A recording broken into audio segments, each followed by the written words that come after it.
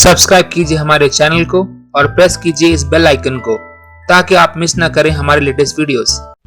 नमस्कार दोस्तों, धार्मिक तथ्य में आपका स्वागत है। दोस्तों, बिहार की राजधानी पटना से करीब 104 किलोमीटर की दूरी पर बसा है गया जिला। धार्मिक दृष्टि से गया न सिर्फ हिंदुओं के लिए बल्कि बौद्ध धर्म मानने वालों के लिए भी आदरणीय है। बौद्ध धर्म के अनुयायी इसे महात्मा बुद्ध का ज्ञान क्षेत्र मानते हैं, जबकि हिंदू गया को मुक्ति क्षेत्र और मोक्ष प्राप्ति का स्थान मानते हैं। इसलिए हर दिन देश के अलग अलग भागों से ही नहीं बल्कि विदेशों में भी बसने वाले हिंदू आकर गया में अपने परिवार के मृत व्यक्ति की आत्मा की शांति और मोक्ष की कामना से श्राद्ध तर्पण और पिंडदान करते दिख जाते हैं। गया के प्रति लोगों के मन जो आस्था मौजूद है वह यूं ही नहीं है। गया के बारे में आप भी अगर गहराई से जानेंगे और इसके अतीत में जाएंगे तो आपके सामने गया के कई ऐसे राज खुलेंगे जो आपको हैरत में डाल देंगे और आप लोग परलोक के ऐसे सवालों में उलझ जाएंगे जिसका जवाब सिर्फ और सिर्फ गया में ही मिल सकता है। दोस्तों, आप जानते हैं आखिर क्यों हर व्यक्ति गया में ही पिंडदान चाहता है। गया तीर्थ के बारे में गरुड़ पुराण में कहा गया है कि गया में श्राद्ध करने मात्र से पितृ यानी परिवार में जिनकी मृत्यु हो चुकी है वह संसार सागर से मुक्त होकर भगवान विष्णु की कृपा से उत्तम लोक में जाते हैं।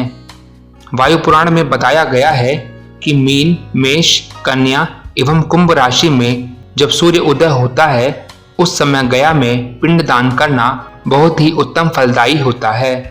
इसी तरह मकर संक्रांति और ग्रहण के समय जो श्राद्ध और पिंडदान किया जाता है वह श्राद्ध करने वाले और मृत व्यक्ति दोनों के लिए ही कल्याणकारी और उत्तम लोकों में स्थान दिलाने वाला होता है।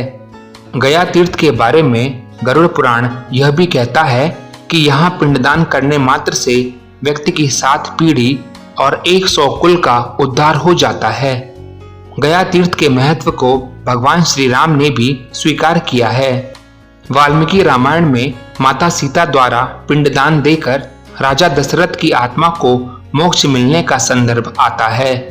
वनवास के दौरान भगवान श्री राम, लक्ष्मण और माता सीता पितृपक्ष के दौरान श्राद्ध करने के लिए गया धाम पहुंचे।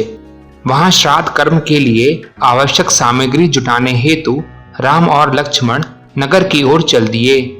उधर धूप हो गई थी, पिंडदान का समय निकलता जा रहा था और माता सीता जी की व्यग्रता बढ़ती जा रही थी। तभी राजा दशरथ की आत्मा ने पिंडदान की मांग कर दी। गया जी के आगे फल्गु नदी पर अकेली माता सीता जी सोच में पड़ गई।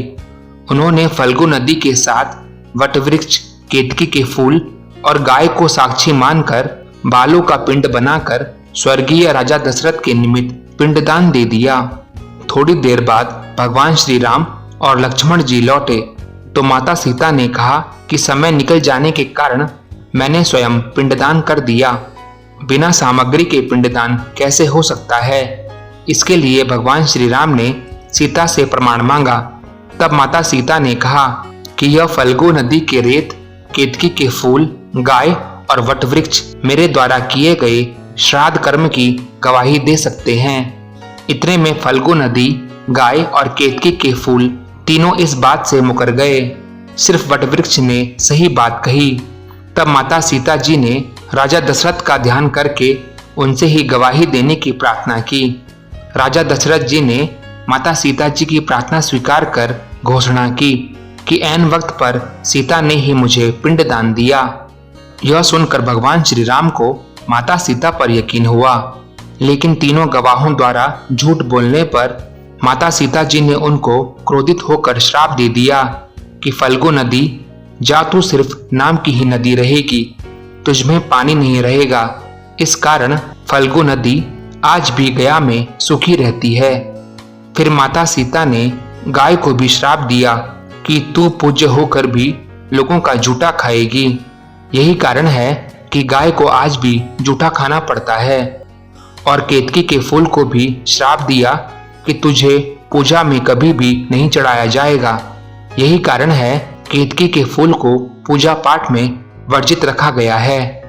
वट वृक्ष को माता सीता जी का आशीर्वाद मिला कि उसे लंबी आयु प्राप्त होगी और वो दूसरों को छाया प्रदान करेगा। तो दोस्तों इस वीडियो में इतना ही। अगर आपको ये वीडियो अच्छा लगा हो तो उसे लाइक करें, शेयर करें एंड प्लीज सब्सक्राइब करना ना भूलें। धन्यवाद।